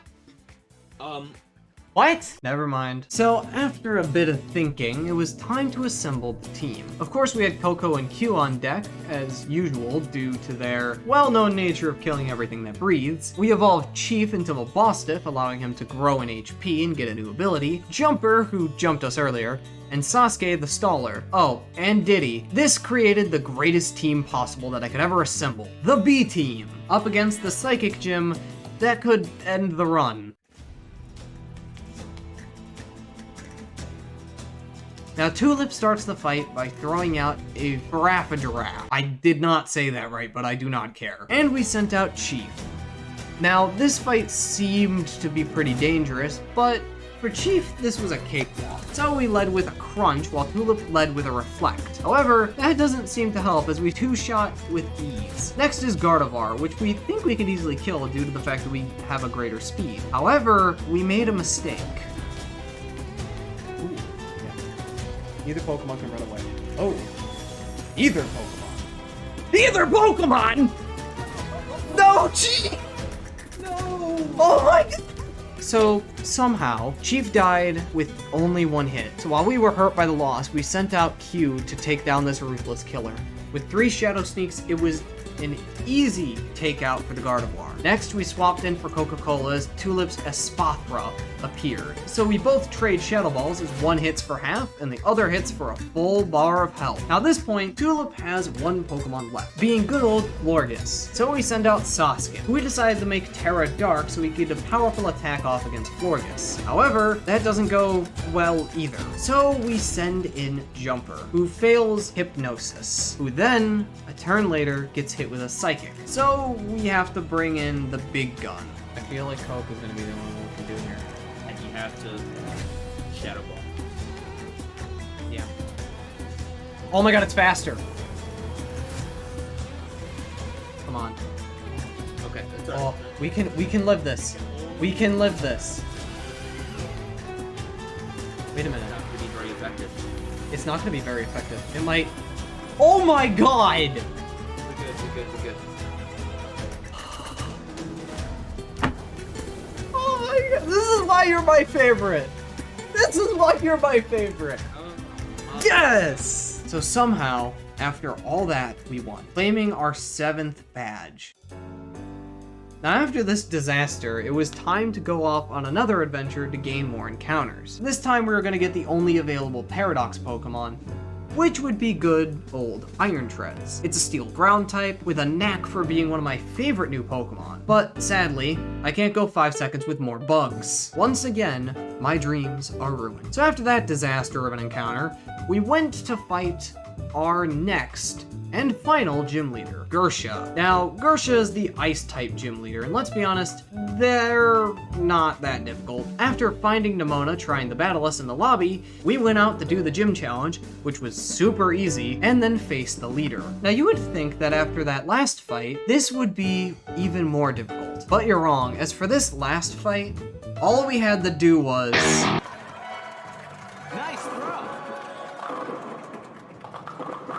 So after that heavy metal accident, we met up with Nemona, who was not covered in snow, and Gersha, who are both watching for some reason again. Anyway, after that, I hung out with one of my friends named Bridge, and we caught Terry the Toxtricity. After that, we trained Pokemon, talked a bit about how to fix Star Wars, and much, much more. But that, along with a really dumb Scooby-Doo impression. Why do I just imagine Scooby-Doo like sitting next to Shaggy with like a broken leg and he's just gnawing on it? Oh, Scoob, stop! No! But of course, we'll save all of that and more for another time. For after catching a Sylveon named Slabibin, it was time for us to fight one of our greatest rivals yet, the Fairy-type Team Starbase. However, we were quickly halted. Stalled? I honestly don't know the word, but it was by this gentleman. I will return later if it's time for the young master's piano lessons. Until then, please give him my regards. Yes, Mr. Harrington. Oh. Sup, bitches? And who might you be, young man? A friend of young master, perhaps? I'm gonna say young master. I see. Since you're unaware, I must inform you that this is the Team Star's Fairy Crew base. I don't know how to say that, led by young Master Ortega. I'm supposed to be giving out bad information. Oh, shut up, you little asshole. So that was an experience. After that, I headed into the base and did the usual.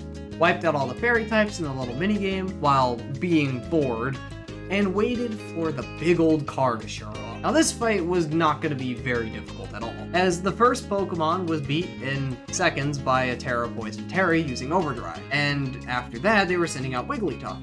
So, to make it more difficult for this pink boy to win, I sent out Gongzu, which after using Reflect, we smacked it with our whole body weight with 2 heavy slams. Their next Pokemon was Dutch Bun, also failed the Even Scratch Gong to, well, his great weight. However, after a failed Switch Swaparoo, it seemed like Dutch Bun might kill Gongzu, but Terry waltzed in and smacked the hell out of it to stop such an attempt, leaving us with only one thing to do: kill the car, which was not going to be difficult due to Terry's very powerful Sludge Bomb. I mean, even with a confusion, it still 2-hit it, getting us our second to last Star Badge. After that crazy event, it was time to get the last Star Badge. But we first had to get 2 different encounters, starting with a Halucha, who after catching we named Goku, and then trying to figure out what our second encounter is for like half an hour, as nothing really piqued our interest at the moment, till we found a Slowking. But that's not just any Slowking,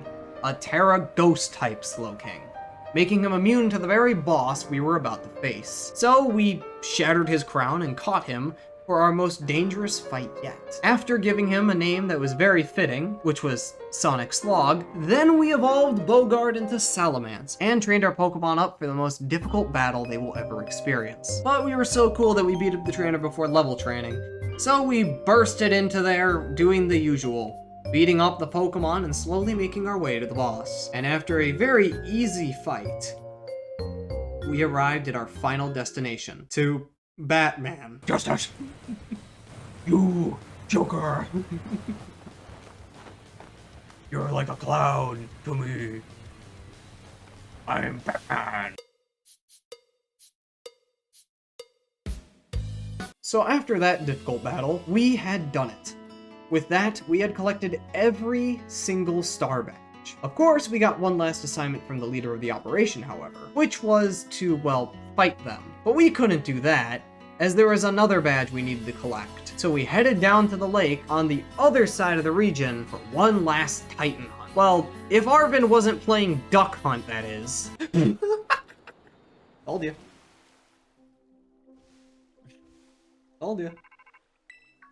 Plummeted me into the ocean. Land. The nerve. So after catching Odin, it was time to find the Titan Pokemon. Which took a while, because it was right in front of me, and yet I didn't see it. So I walked around for like 15 minutes, and, well, I finally found the actual enemy. However, there is one obvious thing that I didn't account for. An unexpected issue, if you will. Vor. And with that, the final part of the battle was done. Heading into the cave, we would earn another great reward, Sandwich, last ability from Miraidon, and this horrible attempt at reading my lines. And here we go. Trusty Alvin's cock. I almost read that wrong. Trusty. You heard what I said. Trusty Alvin's. Ha. No, just remove the in that. Let's try that again. Rusty Alvin's cook.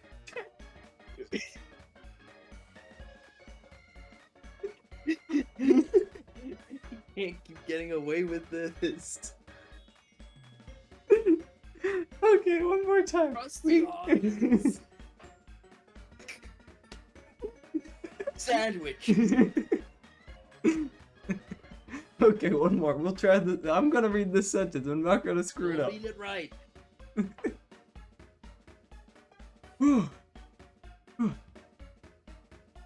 Rusty Alvin's could Could not even get to the H. Oh my god. You dissolved. I can't hold it together, man. It's too funny. Alvin's chocolate rock full of clear final herb super sandwich. There.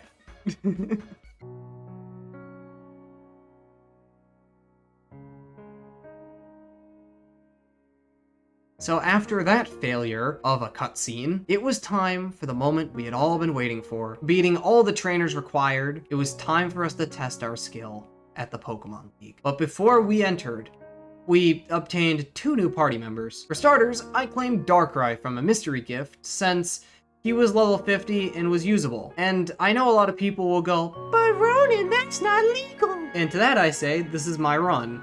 Plus, this is a one-time thing like every other route, so I can't use this multiple times. I also got a Lucario, but that's just for the shiny decks. And also because it's level 75, so it's not like I'm ever gonna use it anyway. It is definitely over-leveled. Like, that's a DLC thing, and we can't even use him because we're using Darkrai. And then you have the Pokemon outside the league, which I killed on accident. And also had said I would skip due to very, very, very low levels. Then, after that, we trained up Pokemon, hunted for TMs, lost Terry to a fish, somehow, and got really frustrated about it. And of course, we both got confused about what the fuck was going on at the Game Awards. I mean, seriously, I was waiting for a Guilty Gear announcement, and they were having some stuff going on. What do you think's gonna be Game of the Year? I don't actually know. I'm saying Zelda. Considering how much they royally screwed Baldur's Gate, they're probably gonna say Zelda. No, they're gonna pull a fast one on us. Say it's fucking Alan Wake 2. Alan Wake 2. You're not on the roster. Now we are. Prize cameo. Alan Wake 2. Best direction of a spoiler. Alan Wake 2. Fortnite Battle Royale.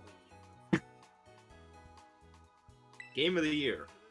Game of the Year. Lego Fortnite. Came out today. And after an hour, we finally had our Elite Four team. Coca-Cola, Bogard, Odin, Goku, Sublen, and of course, Gongzu would be our team. And, well, as we entered, we hoped that we would survive this deadly battle after doing a well-written quiz. 5 minutes later.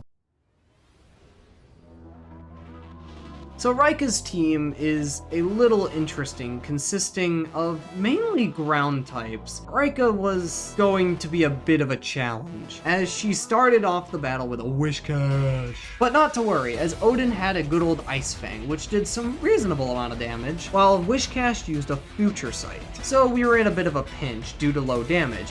So we used a Waterfall, which damages Whiscash for a lot more. However, it struck back with a Blizzard, which didn't hurt us at all. So with another Waterfall, we were able to knock out the first Pokemon. From there, she sends out Donphan, who we hit with another Waterfall. However, this one was not as lucky as the last one. Ooh, why do we keep him in? Lucky for us, we have Gongzu, who uses Ice Spinner to do a bit more damage and barely take any damage from Donphan's Stone Edge. From there, we're able to set up a Reflect and dodge Donphan's next move, and from there, we use another Ice Spinner to finally kill. Then Rika sends in Camerupt, so I swapped the good old Bogard, who with a Mighty Fly avoids a setup for the first turn and does massive damage for the second, and then gets a little sleepy. Then with a swift Dragon Claw, eliminates the enemy. Swapping back to Gongzu as they sent out Dugtrio, we quickly sweep with a 2 Ice Spinners, even though we got Sucker Punched in return. Then it was time for Rika's last Pokemon, Clodsire, who, even in a sandstorm, seemed already to be outmatched. Thanks to Gongzu's ability to levitate, we ignore all ground type damage, and since he's a steel type, the sand didn't even phase him in the sandstorm that was created. So as they begin to terrestrialize, we prepare a well-timed ice spin. We go back and forth for a while, dealing damage and setting up another reflect. However, Rika's Clodsire is outmatched due to Gongzu's many advantages, so in a last-ditch effort, tries to protect itself for its life. Gets the first one off, but the second, it does not, winning us our first battle. Now, before I continue, I would like to mention that Poppy is a Steel-type trainer, and I think we know what that means. Just wipe her out. Are you ready to face Poppy? No, we're ready to fucking pummel the baby. You're ready to kill the child. We are gonna command grab the child. So after Poppy being absolutely destroyed, it was time for our next opponent, Larry, who seemed totally thrilled to be here. Now his battle was actually pretty interesting, as he led with good old Tropius, while we sent out Coca-Cola yet again. This battle started, well, pretty easy, as we one-shot the good old Tropius with a Torch Song. We then swapped to Gongzu as he brings out Star Raptor for a quick and easy reflect, even though that wouldn't last long due to Larry's Bird Voice stealing our light play. However, one Terra Psychic later, and a Psybeam, and we've started to deal a lot of damage. Not to mention we added Confusion, making it so Star Raptor was killed within seconds. He then sends out Altaria to, well, use a Dragon Pulse, but Gongzu fears no warrior, and uses Ice Spinner to strike back. With both at half health, Larry tries to encourage Altaria to get a critical hit with its next Dragon Pulse, but Gongzu sees through this attack and braces for impact, allowing a swift kill from Ice Spinner. Now with only 2 Pokemon left, he sends out Oricorio, while we send out Slibbin. And then we just started Calm Mining like crazy, maxing out the special defense and attack, meaning that every single attack just spelled death for Larry's team and Oricorio going forward. So after eliminating Oricorio, he then sent out his Flamigo as his last Pokemon. However, we simply just wiped the floor with it and it stood no chance, winning the battle. Now, finally, after all that, it was time to get down to business with our final tester, the well-known rapper and tapper, Hassel, who we both thought would be an easy fight, as other members of the Elite Four barely did anything to us. So as we started the battle, we were sure that we would have an easy win. Hassel starts out with a Noivern, and we send out Coca-Cola. However, Coco is doing little damage at this point, and they're at low health, so we swap them out for Gongzu, allowing a quick and easy kill. However, the next Pokemon Hassel brings out is Haxorus, so we, after a long time of deciding, send out Bogard, only to realize the close-to-death danger we were in if we were to use him further. So we tried the Beta Crunch with Slibbin, and, well, we also terrestrialized it, so it could one-hit kill. However, this is where the fight truly began. Does not look that bad. Iron Head, yeah, that's gonna... What? Fuck. What? I think it's about time you found your match. So sorry for the loss, but I must say that in this battle, I won't rap because for you this is a rap. All those things you said behind my back. Man, that served no point at all. It is quite sickening to know how cruel you can be. But now you shall pray for mercy as you face your demise from I, the Dragon God.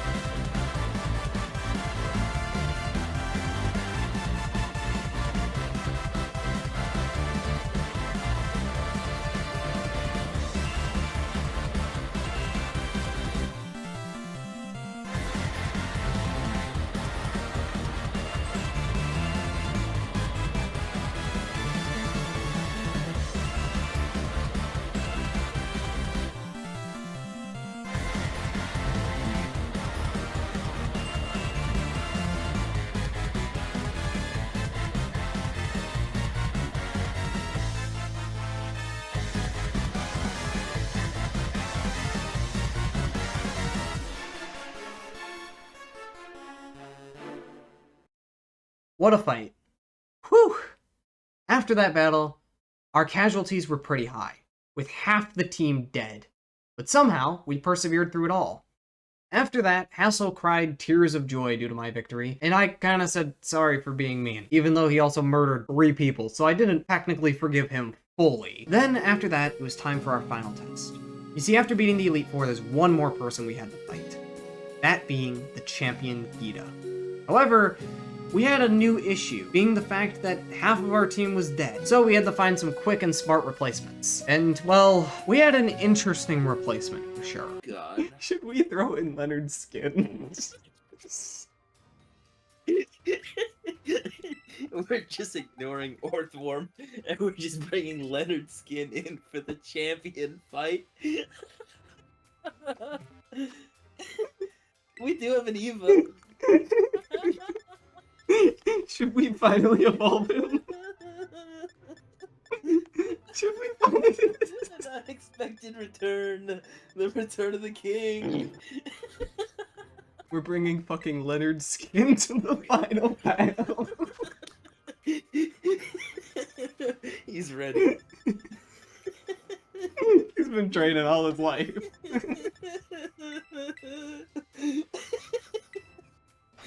Oh my god. Look at this team Pokemon challenges. We got Coca-Cola, Bogard, Gongzu, Q, Sanji, and Leonard's skin.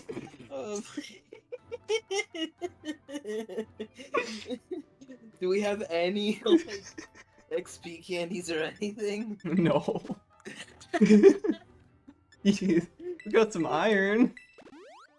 That is not gonna help my poor boy. Oh my god, he's not living. So yeah, we're bringing Leonard to the champion fight. And what a fight Leonard created.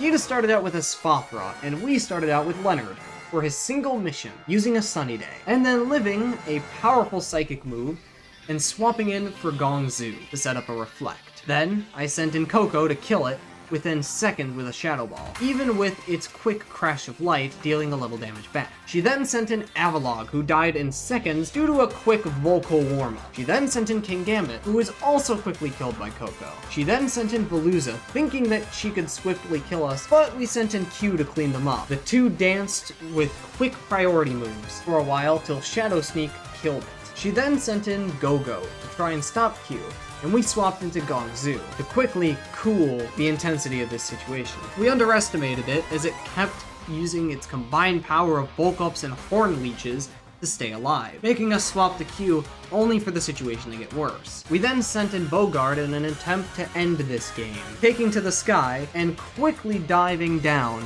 and killing Go-Goat. Gita on her last legs throws in her ace Ahmora. However, we swapped to Gongzu, who I really thought was gonna die, but then I remembered he's Gongzu, and with 2 heavy slams, ended the fight easily. So this was it, only 3 fights left, and I decided at this point it was time to start gathering more items. So I started gathering the last few Pokemon I could from the sea! I started my trip by getting myself a Cloyster, along with making myself a little more fashionable. So after catching Clover the Cloyster, I then headed over to other water spots around the map. With the power of Darkrai, I caught an Amogus named Frank, and then after a cool catch on land, I went back to the sea to finish up the encounters, like getting Violenciosa the Veluza. Yes, that's its name. So after all that hard work, I decided to give myself more hard work. I am so burnt out, but you wouldn't know that after my several amounts of Terra Raid footage, because boy, I love Terra Raids, right? Anyway, after that painful time, I decided it was finally time to fight my next opponent, Cassiopeia. However, I was halted by a certain someone along the way. Sup, Ronin? Director Clavel? Oh, come on. Oh, wait. Oh, come on, see? The name's Clive, remember? Actually, no, it's time to bring this little performance to an end. Allow me to reveal my true identity. Ha-ha! See? So Clavel was an interesting case. When it comes to combat, as compared to the rest of the cast, his team's actually decent. Starting with Oranguru, I sent out Darkrai to take down the Psychic Mammoth. We started with a Hypnosis to put Oranguru to sleep. Also used Darkrai's ability Bad Dreams, which makes the Pokemon take damage. We then Dark Pulsed it, and got it to low health. However, it took a second one to kill. Lavel then sent out Abomasnow, so we sent out Koko for a one-hit kill using 200 special attack. So now, Clavel down to 3 Pokemon, pulls out his Poltergeist, but I turn Koko into a pure Fire type, so I can easily Shadow Ball it and kill another Pokemon. However, this is where I completely forgot how abilities work, thanks to Houndoom getting on the field and basically getting a boost due to one of my Fire attacks. I tried to swap the Darkrai, thinking I would be able to wake it up, but I ultimately switched into Q to fight it off. Using a combination of leftovers and play roughs, I eventually was able to take it out. However, the battle wasn't over yet, as he sends out Amogus, who we one-hit kill. However, his last Pokemon would prove to be his most difficult yet, Quaquaval, as it is not only Terra Water, but also has the move Aqua Step. However, it was Sanji's time to shine, as I knew he got the move Headlong Rush just now, which does neutral damage to this water boy. However, I just realized after using said move that it reduces the defense and special defense each turn after being used. So I swapped over to Frank, but I got hit by an Ice Spinner along the way. Lucky for me, Frank's ability put the good old duck to sleep using Effect Spore. I tried for a Solar Beam, only to be met with a pissed off duck waking up and deciding to chuck Frank into the afterlife. So I bring back Sanji, but Sanji gets incredibly damaged by this, even though he's done some good damage himself with an arm thrust, leaving only one choice. I threw in Bogart, who within seconds took a very strong hit. Yet, he held on with a Rocky Helmet and hit back real hard too. I tried my best to save everyone I could, but at this moment, I realized the end was near. But Bogard wouldn't go down without one last swing. Change the world. My final message. Goodbye.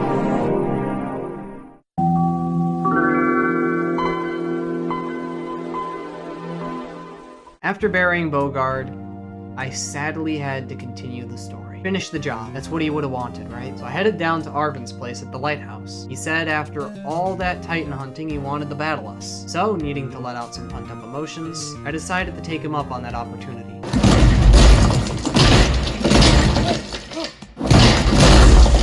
Before our next fight, let's get a quick word from everyone's favorite thing, Terra Raids. Yippee! Terra Raids! Don't you love Terra Raids? Terra Raids! Oh, they're so fun. Oh, Terra Raids. What was I saying? Yeah. After doing a ton of Terra Raids, it was time to battle our next opponent, Cassiopeia. Now, of course, to battle them, we had to go to the good old school and walk up a lot of stairs, I think. There's really no animation to display how we got up to the top of the school, where the courtyard is or something, but I'm gonna assume there's a lot of stairs. And after a long walk, we finally arrived at our destination. Oh, I gotta pump that music. Gotta pump that music, hold on. 5 minutes later.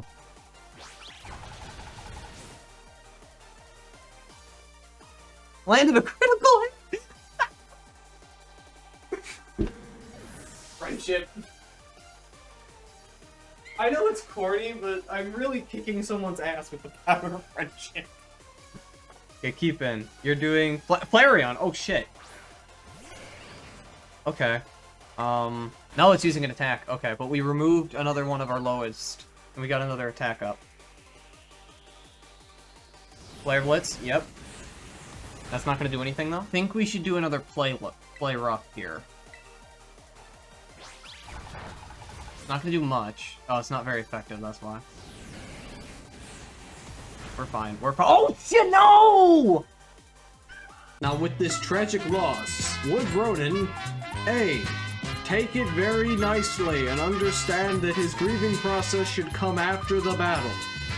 Or B, would he immediately start killing the entire enemy team with a ferocious rage due to the fact that one of his favorite Pokemon just died? If you guess C, it would be worse than B because he got very angry about this and very emotional and then killed every Pokemon in that area. You are also wrong, it's D. He's sad. And also he kicked everyone's ass. So after burying 2 party members, I was pretty heartbroken for sure. I mean, my god. This was more painful than it needed to be. But to sum up what happened, I kicked Penny's ass, Penny's friends got detention and then a new job for helping students, and I completed the second storyline. One more to go. After we do some Terrans, baby, yeah, Terrans, that's what I've been waiting for, that's what it's all about. Woo!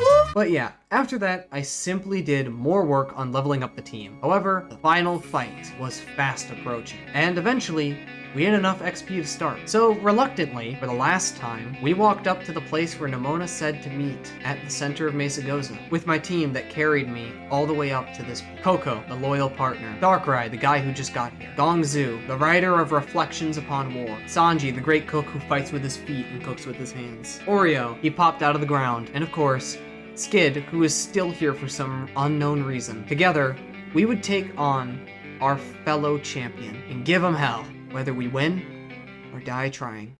Go Lycanroc! Alright Lycanroc, let's start out with a Stealth Rock to start this battle off. He stands no chance against these beautiful points, so while that damage stacks, we'll hit him hard enough to knock him.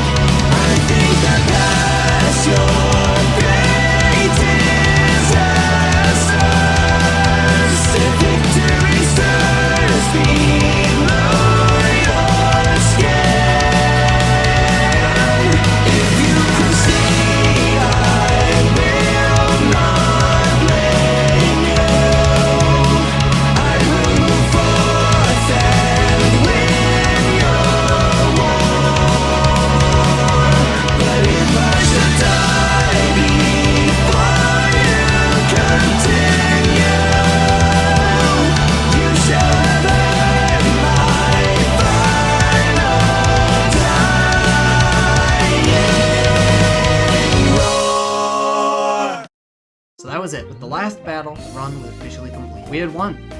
And to be honest, I couldn't be happier. So after that champion battle, sat back and relaxed a bit. I cleaned the victors and survivors and mourned the lost. But most importantly, I just won one of the hardest challenges I've ever done. And though it was quite sad and yet also a bizarre adventure, I wouldn't trade this outcome for the world. For it is, in my opinion, perfect how it is. Scarlet and Violet are in no way, shape, or form perfect games. They are buggy and sometimes strange games, but I think we were all a little too hard on them. Are they disappointing in some regards? Oh god, yes. But are they still things that make me excited for the future of Pokemon, if improved? Absolutely, without a doubt. From here, who knows what journeys I'll go on. And till that next adventure, I bid you all farewell, till we meet again. I thought this was Ed Sheeran. God, my brain is broken. Ed Sheeran was the one for Sword and Shield. Wait, really? Yep. I'm actually dying. They played freaking Ed Sheeran at the end of a Pokemon game. Kill me.